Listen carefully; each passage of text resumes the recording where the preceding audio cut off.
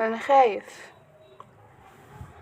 انا خايف وضايع، وفي كذا حاجه مشتت تفكيري، ومش عارفه ابدا ازاي واعمل ايه، ومفروض اكون دلوقتي انا فين. اهلا ومرحبا بيكم جميعا. عاملين ايه؟ اخباركم؟ يا رب تكونوا بتذاكروا ومجتهدين وفي افضل حال في الدراسه. النهارده الموضوع مهم جدا، في كذا نقطه هنتكلم فيها. اول نقطه وهي الخوف من البدايه. انت خايف من البدايه. تعرف اصلا هي اصعب نقطة، النقطة اللي عندها الشخص بيبدأ. يعني البداية هي اصعب حاجة، اصعب من الاستمرارية.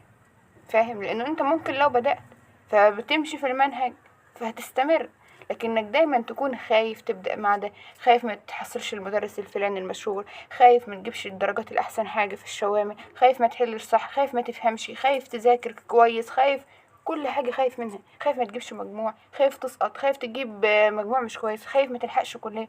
كل ده خايف منه وانت لسه في البداية. سواء في البداية او في النهاية، انت خايف ليه؟ هيحصل اكتر من اللي ربنا كاتبه ليك. في حد هيقدر يضرك؟ انت مش هتقدر تضر نفسك. ربنا اكيد مش هيكتب لك حاجه تضرك. انت مطالب بالسعي وليس بالنتيجه. مطالب انك ما تخافش، مطالب انك تستمر، انك تذاكر، انك تتعلم، انك تغلط، انك تقع، انك تقوم. ده كله انت مطالب بيه. ده استعداد للنهايه والبدايه. حاجه حلوه جدا، حاجه كبيره جدا. حلم. انت عارف يعني ايه حلم؟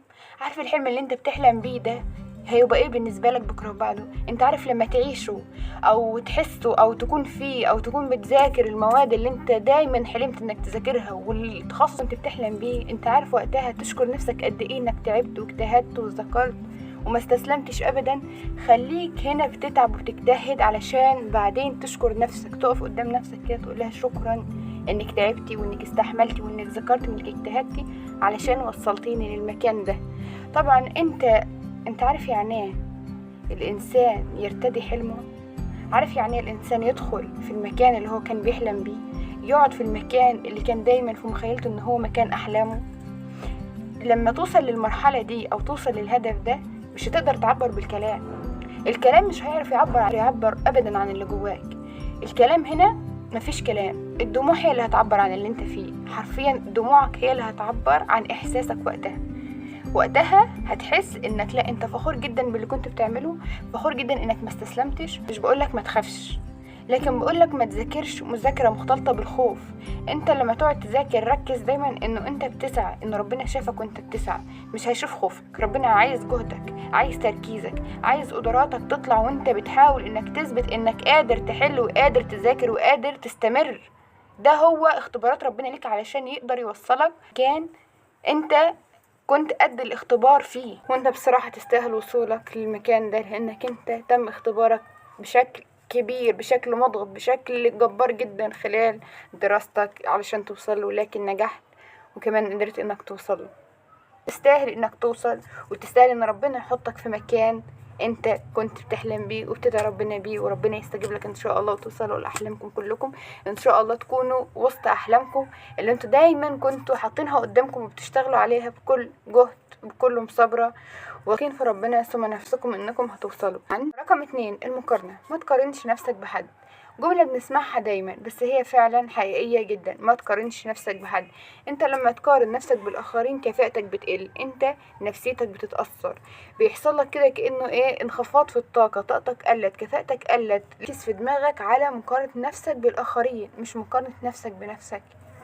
مقارنة نفسي بنفسي، مقارنة نفسك بنفسك. انا امبارح والله حطيت 3 حاجات وما قدرتش اخلص غير ربع حاجة. تاني يوم احط نفس ال3 حاجات او 3 مختلفين، اشوف خلصت حاجة، لا انا كده بتحسن، انا كده كفاءتي بتزيد. تالت يوم رابع يوم ذكرت حاجتين، حاجة ونص، لا انا كده كفاءتي بتزيد. كل جاز هيكون عندكم ثقة ان شاء الله في نفسكم انكم تجتهدوا وتثابروا علشان توصلوا، وانا هدفي ان انا اساعدكم واخليكم تثقوا في نفسكم. لو هقول لكم السر ان انتوا تنجزوا. فنصيحة، ما تقارنش نفسك بحد. المقارنة ان ما كانتش هتعطلك مش هتقدمك، بالعكس هتعطلك. فعلشان كده ما تقارنش نفسك بحد.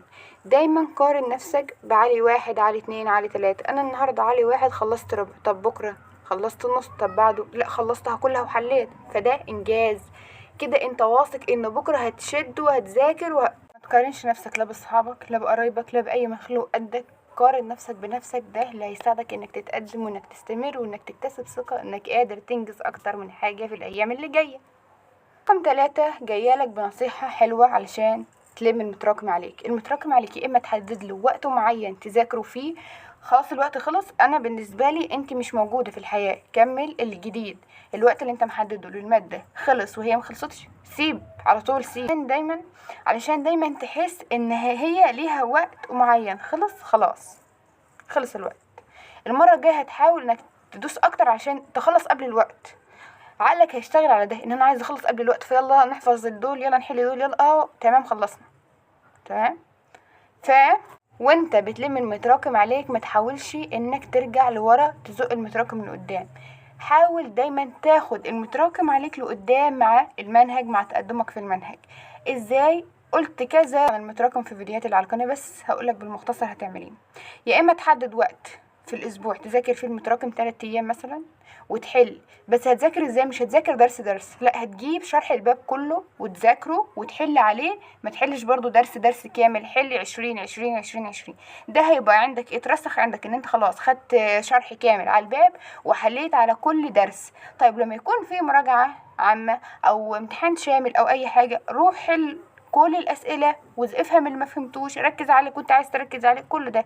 يعني احنا بنفتح باب، بس مش معنى ان احنا فتحنا الباب ان احنا خلاص قفلنا كل حاجه، لا، انه احنا هنرجع نقفل وهنرجع نعمل كل حاجه بس مع مرور الوقت، علشان ما احسش دايما ان عقلي ورا، انا في الباب الثالث وعقلي لسه مع الباب الاول، وان انا عشان ما ذاكرتش الباب الاول فانا مش فاهم الباب الثالث وانه في ترابط ومش فيش ترابط. لا، اعمل الطريقه دي هتنفع جدا معاك، جدا جدا جدا.